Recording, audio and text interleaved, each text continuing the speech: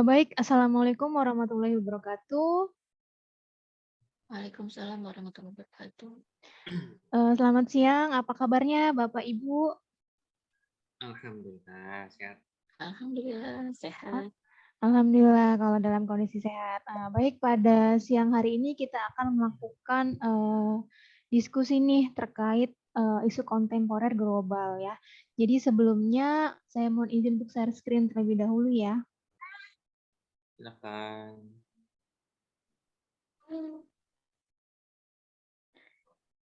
Oke, jadi pada kesempatan kali ini kita akan melakukan analisis isu kontemporer yang mana nanti anggotanya itu ada saya sendiri sebagai moderator, kemudian ada Ibu Anggari dan juga nanti ada Bapak Haris Tiafiariko.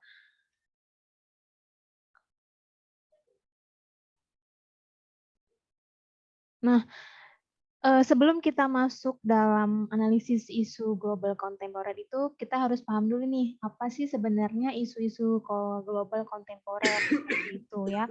Jadi seperti yang tampil pada slide yang sudah saya tampilkan, isu-isu global kontemporer itu merupakan bentuk baru ancaman yang mana dia mengalami transformasi seperti itu. Nah, salah satunya mungkin kasus tersebut menyita perhatian kita secara masyarakat global, seperti itu.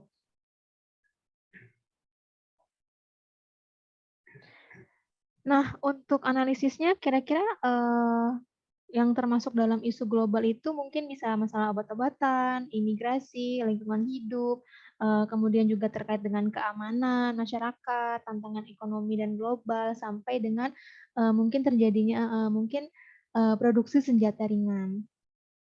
Oke, kita masuk nih ke dalam identifikasi isu global yang mungkin terjadi pada tahun 2022. Nah, menurut Bapak Ibu nih, kira-kira apa saja isu global yang harus kita perhatikan di tahun 2022 ini, Pak? Bisa dari Pak Haris terlebih dahulu mungkin? Berapa kalau dia dari faktanya ya isunya itu yang paling terdekat tuh kayak kita kemarin kan ada COVID ya, itu udah 2 tahun kita COVID. Mungkin kalau penyelesaian COVID sih enggak, kita lebih ke masuk masa pemulihan ya, pemulihan recovery dari pandemi COVID-19. Nah, itu mungkin itu yang isu concern-nya yang harus kita bahas mungkin ya, sejauh mana pemulihan ya, tindakan pemulihan COVID-19 yang sudah ada sekarang. Atau mungkin ada yang lain? Mungkin bisa dari apa ya? COVID kemarin kan berefek juga kan ke perekonomian. Mungkin bisa kita ngangkat pengentasan kemiskinan, mungkin isu-isu tentang pengentasan kemiskinan karena kemarin ada efek dari COVID juga kan. Berarti pengentasan kemiskinan akibat pandemi ya? Akibat Ya, pandemi. boleh. Kemudian apakah ada isu lainnya?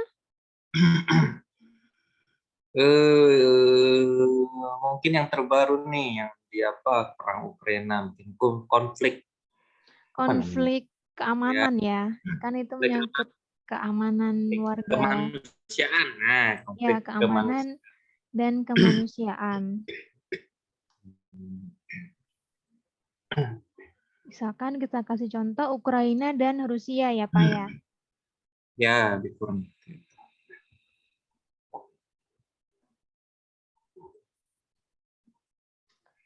Oke, kira-kira apakah ada isu lain yang akan kita identifikasi?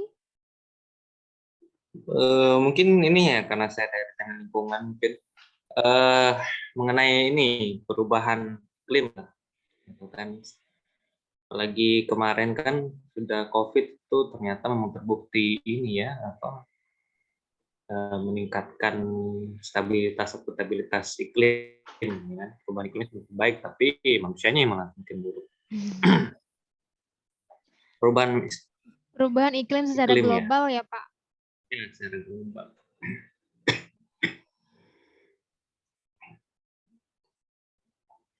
Oke, kita sudah identifikasi nih 4 isu global yang harus kita perhatikan pada tahun 2022 ini. Kira-kira dari keempat isu ini apakah ada tambahan atau cukup?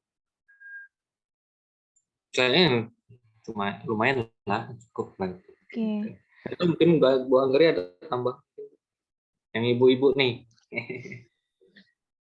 Apa ya? Terkait kesetaraan gender mungkin. Biasanya kan kita dipisah ya, bapak-bapak, ibu-ibu. Boleh masukin aja. Kesetaraan gender Dan hak-hak perempuan. dan hak-hak perempuan.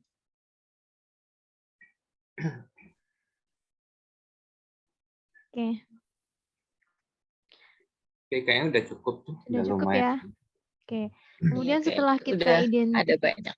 Iya, ada 5 isu nih. Ada dari pemulihan COVID pasca pandemi, kemudian ada pengentasan kemiskinan akibat pandemi COVID, ada juga terkait dengan konflik keamanan dan kemanusiaan yang bisa kita lihat dari terjadinya konflik di Ukraina dan Rusia, kemudian juga ada perubahan iklim secara global, dan ada juga terkait dengan isu kesetaraan gender dan hak-hak perempuan. Nah, kemudian setelah kita identifikasi isu global yang harus kita perhatikan, selanjutnya kita masuk ke dalam penetapan core isu. Jadi nanti dari 5 isu tersebut, kita mau menetapkan mana sih isu yang prioritas kita angkat. Nah, dalam penetapan core isu tersebut, kita menggunakan ada beberapa tekniknya. Nah, tetapi kita menggunakan salah satunya adalah teknik analisa USG. Di mana kalau dalam analisa USG itu ada urgensi, seriousness, dan juga growth. Nanti ada penilaiannya 1 sampai dengan 5. Ya, kalau dari urgensi kita bisa lihat seberapa mendesak isu tersebut harus diatasi, kemudian seberapa serius atau seberapa besar isu tersebut, kemudian seberapa besar potensi isu tersebut akan memburuk. Nah, nanti akan diberikan skala 1 sampai 5. 1 sangat kecil hingga nanti 5 sangat besar atau sangat potensial. Seperti itu. Oke, Bapak Ibu, kita masuk pada teknik penetapan core isu ya. Kita menggunakan yang namanya teknik USG. Oke, saya masukin dulu isunya kalau gitu ya. Tadi kan kita sudah menetapkan 5 isu yang akan kita bahas. Di blok ke bawah Bu, biar kopinya enak. Di blok dulu ininya.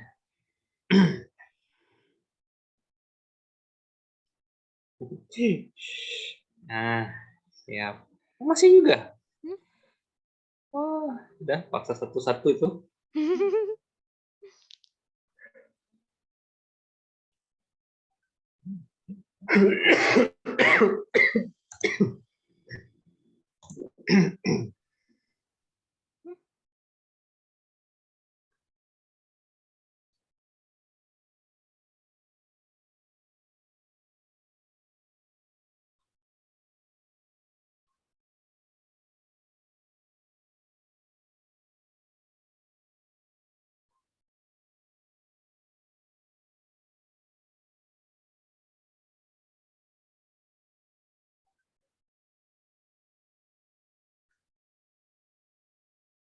Oke, kita sudah menetapkan 5 isu, pemulihan COVID-19 pasca pandemi, pengentasan kemiskinan, konflik keamanan dan kemanusiaan, perubahan iklim, dan kesetaraan gender. Dari kelima isu ini, kita akan melakukan teknik analisa menggunakan USG, urgensi, seriousness, growth. Nah, kepada Bapak Ibu mungkin bisa untuk mulai kita melakukan analisanya. Yang dari isu pertama nih Pak, dari pemulihan COVID-19 pasca pandemi, untuk urgensinya kira-kira skornya berapa nih untuk pendapat dari Pak Haris ataupun Bu Angga? 5 lah. 5 ya, lagi Iya, urgen setuju, banget 5. ya. Ini apa pandemi itu harus segera diselesaikan. Oke. Harus segera pulih. Kemudian kalau dari tingkat keseriusannya Bu, tingkat keseriusan dari pemulihan COVID itu kira-kira skornya berapa Oh, nih? serius banget itu. Harus sangat diseriusin ya Iya, Pak. sangat biar cepat Iya. teratasi. Kemudian potensi growth, potensi peningkatan masalahnya apabila tidak teratasi. Oh, sama kayak kasus yang di Cina Sama. kemarin itu, karena kan mulainya dari sana kan, media kan, sana langsung ke Indonesia menyebar seluruh dunia. Itu ya saya kasih nilai 5. Oke, Bu Anggari Sama, setuju. 5. Oke, jadi kita ngambil 5 ya poinnya ya. Kemudian untuk isu yang kedua, pengentasan kemiskinan akibat pandemi COVID-19. Dilihat dari urgensinya, kira-kira skornya berapa? Karena yang namanya kemiskinan itu ya nggak bisa langsung berubah ya kan, Mm-mm. bisa terus ya kan. Mm-mm. Mungkin kalau dibilang urgensi sih mungkin tidak terlalu urgensi ya. Terhadap kedesakan bukan berarti hal itu tidak penting, bukan. Dan artian ya kalau berdasarkan waktu terdekat yang harus di ini ya mungkin nggak terlalu urgensi mungkin bisa dikasih, mungkin kalau saya sih 3 aja. Oke, dari Pak Haris 3 skornya atau 4. 3 atau 4. Tengah-tengahnya berarti 3 nih ya. Oke, kalau dari tingkat keseriusannya? Ya harus serius. Kalau seriusnya harus serius. 5. 5. Bu Anggari? Sama. 5 ya. Memang Oke. harus serius banget. Soalnya kalau memang nggak selesai-selesai juga ya kalau ini nggak dianggap serius. Kalau dari poin growth atau potensi peningkatan masalah apabila misalkan tidak teratasi atau berkembangnya masalah itu seperti apa poinnya? Dia kalau menurut pandangan saya dia harus bertahap. Jadi untuk penyelesaiannya juga bertahap. Jadi untuk perkembangannya sih dia memakan waktu ya. Jadi saya kasih 4 aja. 4. Oke, Bu Anggari sependapat?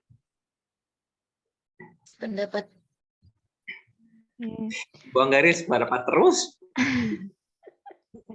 Kita masuk pada isu yang ketiga ya, konflik keamanan dan kemanusiaan. Sebagai contoh, terjadinya konflik di Rusia dan Ukraina. Nah, kalau dilihat dari urgensi masalahnya ini atau urgensi isunya, kira-kira poinnya berapa Bapak Ibu? Kalau dibilang urgensi, kalau saya sebagai korban sih urgensinya tinggi. Mm-mm. Kalau saya sebagai korban, tapi ya anggap aja kalau posisi kita sebagai korban ya kita minta bantuan orang banyak tuh memang perlu. Kalau saya sih makanya urgensi, kalau dibilang urgensi ya 5. 5 ya. Kalau pendapat dari Bu Anggari bagaimana Bu? Kalau saya karena ini terkait sama kemanusiaan dan itu apa ya, sesuatu yang emang benar-benar penting dan urgent, saya kasih nilainya 5 juga. Oke, 5. Kemudian Berkaitan kalau sama nyawa juga kan kalau konflik biasanya. Iya, berhubungan dengan nyawa manusia ya Bu ya. Kemudian kalau kita lihat dari tingkat keseriusannya pada isu yang ketiga ini, kira-kira untuk poin ataupun skornya berapa? Kalau serius ya harus serius sih. Kalau saya sih kasih mungkin 4 lah mungkin kalau saya. 4. Karena dia menyangkut nyawa manusia, kemudian rakyat, masyarakat dalam lingkup yang lebih besar ya. Negara antar negara. Kalau pendapat dari Bu Anggari? Kalau saya sekitar 4 atau 5. Memang karena ini termasuknya memang penting sekali kan. Oke, kita sepakat beri nilai 4 ya untuk tingkat keseriusannya. Kemudian untuk poin growth dari isu yang ketiga ini, kira-kira skornya berapa? Karena dia kasusnya tuh tidak menyebar kan, dia hanya terpusat ya kan satu mungkin perkembangannya nggak tinggi. Mungkin kalau saya sih 3 aja. 3. Saya sih sepakat juga sih dengan Pak Haris ya untuk yang konflik ini mungkin karena dia hanya lingkup antar negara tersebut Mungkin skornya 3 mungkin.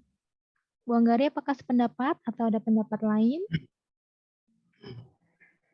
Saya sependapat Bu Yulia dan Pak Haris. Oke, kita lanjut ke Maaf isu barusan nge-lag. isu yang keempat ya terkait dengan perubahan iklim secara global. Nah, ini kan kita lihat dari urgensi kira-kira poinnya berapa? Kalau perubahan iklim ya sama sih seperti konflik kan ya bertahap juga dibilang urgensi ya urgensi tapi dalam waktu dekat tidak bisa langsung selesai begitu saja. Mungkin kalau dasar urgensi saya kasih 4 aja mungkin. 4. Kalau kita lihat dari ke tingkat keseriusannya, kalau pendapat dari Bu Anggari seperti apa, Bu? Kalau ini saya kasih nilai 4 juga karena apa ya? Memang serius, tapi saya rasa ini kan salah satu kayak efek dari peristiwa lain gitu. Jadinya ini masih di bawah dari. Nah, ini perubahan iklim ini bisa juga salah satu efek dari kemarin ada pandemi kan, entah itu jadi berkurang orang yang berada di jalan, kendaraan berkurang kayak gitu. Jadi karena itu merupakan kayak efek lanjutan dari peristiwa lain, saya kasih nilai 4, 3 atau 4. Oke. Pak Haris, apakah ingin berpendapat? Saya manut aja Bu, sama. Oke, kalau gitu kita lanjut ke growth.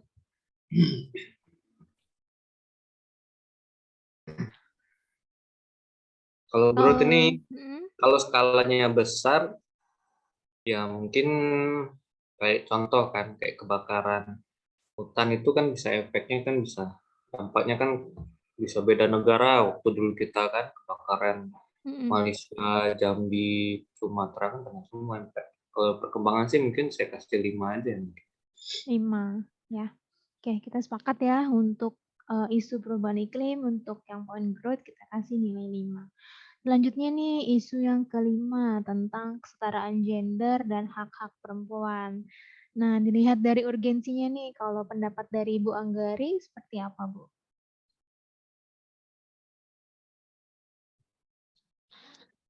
Hmm, kalau dari saya tadi saya ajukan, menurut saya kalau untuk kesetaraan gender ini dia penting, tapi sebenarnya tidak terlalu urgent kalau misalkan memang tidak ada apa ya kejadian yang benar-benar membuat kesetaraan gender itu jomplang antara laki-laki dan perempuan sih. Jadi mungkin 3 kali ya.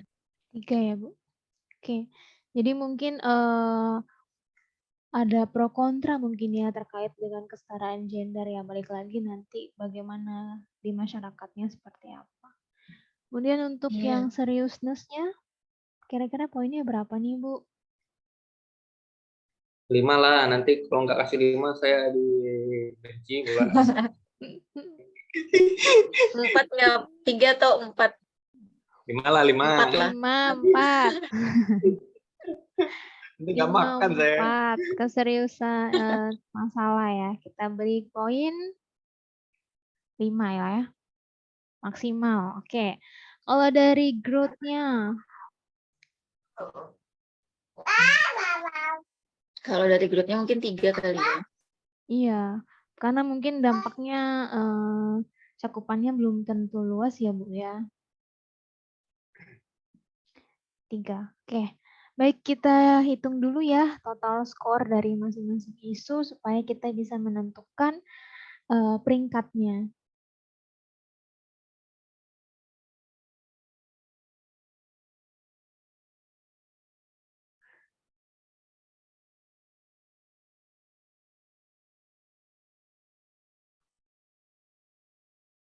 Nah, untuk isu yang nomor 2 dan nomor 3 yang pengentasan kemiskinan dan konflik keamanan dan kemanusiaan, dia memiliki total skor yang sama nih Bapak Ibu. Kira-kira untuk peringkatnya gimana Pak? Nggak masalah kan peringkat toh? Ya, berarti Ya, kita peringkat sama. seperti ini ya. Iya. peringkat sama juga nggak masalah, Bu, peringkatnya sama.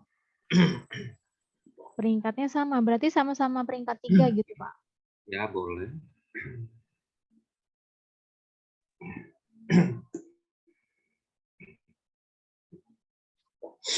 Ini ya. Oke, setelah kita melakukan analisis terhadap kelima isu yang sudah kita identifikasi, kita dapatkan nih pada peringkat 1 itu kita angkat atau kita tetapkan sebagai core isu. Nah, yang menduduki peringkat 1 ini adalah isu terkait dengan pemulihan COVID-19 pasca pandemi.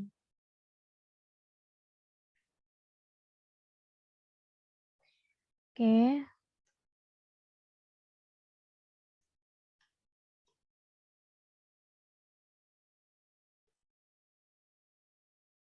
Oke. Kemudian setelah kita tetapkan si core isunya, pemulihan pasca COVID-19 pasca pandemi, kita akan menentukan rumusan dan analisa dari core isu tersebut, di mana pada kesempatan kali ini kita akan menggunakan yang namanya teknik SWOT. Jadi nanti kita akan identifikasi kekuatannya, kelemahannya, kemudian peluang sampai ke ancaman dari core isu tersebut, seperti itu. Nah, kita lanjut ya Bapak Ibu ya ke dalam analisis core isu dengan menggunakan SWOT dengan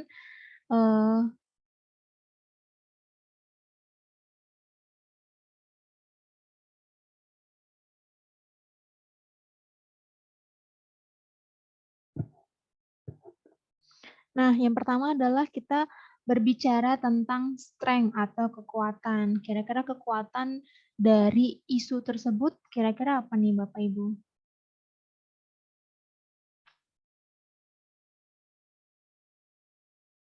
Strength ya? Ya. Strength. Mungkin kan yang kalau dari Indonesia sendiri kan sudah ada usaha kan pemulihannya itu pemerintah menetapkan adanya kewajiban kewajiban untuk vaksin yang bertahap dari 1, 2 dan booster gitu kan. Berarti pemerintah menetapkan sebuah kebijakan ya untuk mewajibkan masyarakat melakukan vaksinasi. Ya.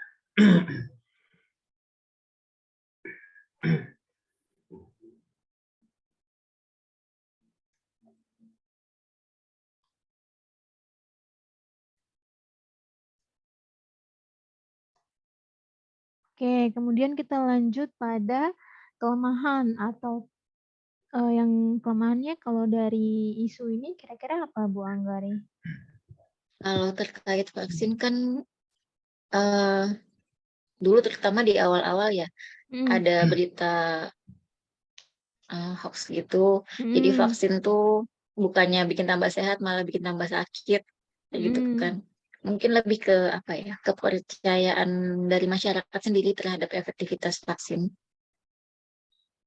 Kepercayaan masyarakat terkait efektivitas vaksin ya, karena kan banyak sekali tuh isu-isu yang beredar terkait dengan keefektifan dari vaksin itu sendiri. Nah, ini juga berarti mungkin didukung sama lemah tingkat kepercayaan masyarakat yang rendah itu mungkin karena salah satunya karena informasi yang tidak valid tadi, ada banyak hoax yang tersebar tentang vaksinasi COVID. Banyak berita hoax mengenai vaksin Hoax atau tidak valid. Mengenai vaksinasi. Seperti ini kah? Yap, boleh. Kemudian kita lanjut ke opportunity ataupun peluang. Adapun opportunity dari core issue ini kira-kira apa nih Bapak Ibu? Sebenarnya kalau untuk peluang ini ini kan kita bisa menyediakan vaksin ya. Baik itu secara internal maupun eksternal gitu kan.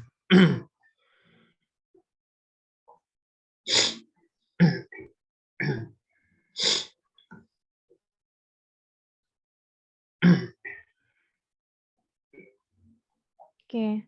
Kira-kira apakah ada peluang lainnya? Kalau terkait sama penyediaan vaksin mungkin kan tadi secara internal maupun eksternal ya. Mhm, Kalau eksternal kan kita datangin dari luar kan. mhm. Kalau yang internal mungkin kita bisa ningkatin jumlah penelitian tentang vaksin yang ada di Indonesia sendiri supaya Indonesia punya vaksin tersendiri buat varian virus COVID yang memang dari Indonesia. Oke, berarti peningkatan jumlah penelitian terkait dengan vaksin COVID ya, itu masuk dalam peluang ya, Bu ya. Kemudian lanjut nih kita ke analisis mengenai tantangan yang dihadapi dari core isu tersebut kira-kira apa nih? Mungkin ke arah ini kali, sektor geografis. Terutama Indonesia ini kan belum negara banyak pulau kan, jadi banyak penyebaran vaksin tuh yang belum menyeluruh merata.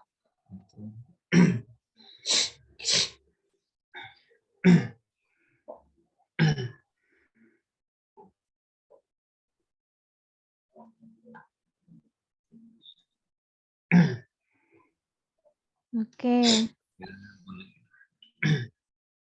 apakah ada tambahan?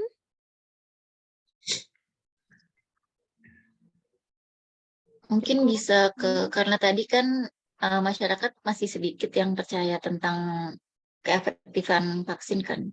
Mm-mm. Berarti tantangan kita dari sisi penolakan terhadap vaksinnya, Oh ya, sisi penolakan penolakan masyarakat terhadap vaksin, masyarakat terhadap vaksin vaksinasi. vaksinasi COVID-19. Oke.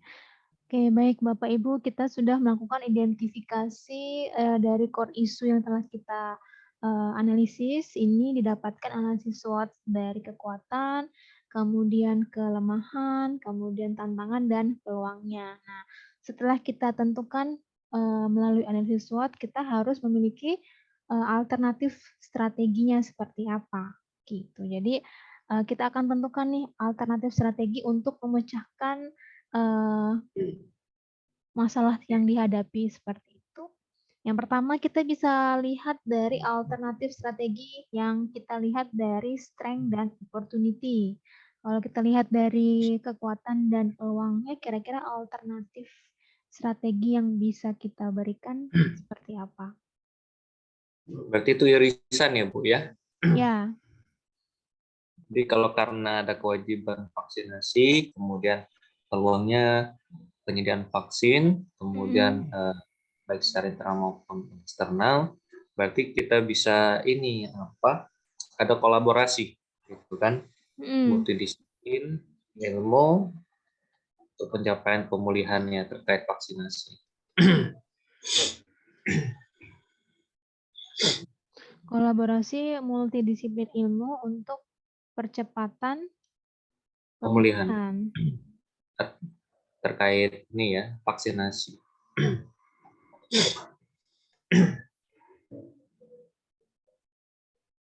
Oke. Kemudian jika kita melihat dari kekuatan dan juga tantangan ya, strength dan juga weakness, kira-kira alternatif strategi yang bisa kita berikan seperti apa, Bu Anggari? Itu kan kekuatannya mungkin bisa peningkatan penyediaan layanan vaksinasi COVID kali ya. Terutama di daerah-daerah yang terpencil karena tadi tantangannya adalah penyebaran vaksin COVID-19-nya belum merata. Padahal pemerintah sudah menetapkan kebijakan vaksinasi COVID. Kalau kita tuh tadi harus sampai booster kan, Mm-mm. jadinya kita bisa meningkatkan penyediaan layanan penyediaan layanan vaksinasi COVID-19 terutama di daerah yang terpencil supaya program vaksinasi ini lebih merata. Oke. Kemudian kita lanjut ke alternatif strategi yang kita lihat dari kelemahan dan juga opportunity. Kira-kira ada yang ingin berpendapat? Itu terkait ya info-info hoax ya. Mungkin pemerintah bisa menyediakan sarana seperti pemanfaatan media sosial kan untuk menyebarkan informasi yang valid. Jadi kita counter hoax itu dengan informasi yang valid gitu kan. Penyediaan sarana melalui media sosial untuk memberikan data yang valid ya, memberikan informasi yang valid ya. Yang valid mengenai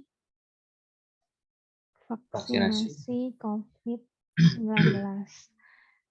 Oke, terakhir untuk alternatif strategi yang bisa kita lihat dari tantangan dan juga kelemahan.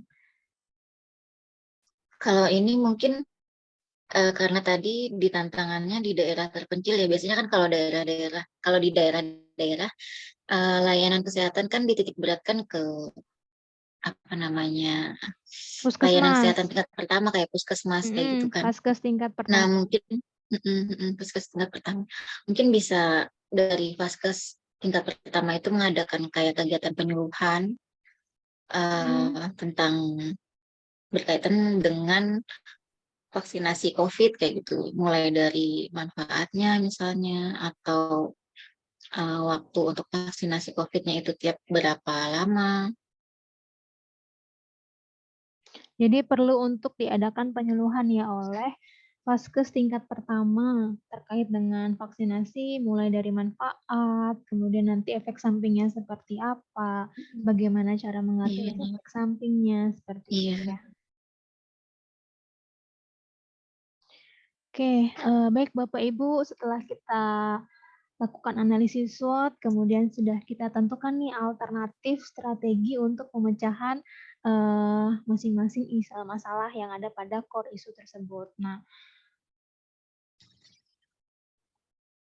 yang pertama ini terdapat kolaborasi multidisiplin ilmu untuk percepatan pemulihan terkait dengan vaksinasi COVID-19.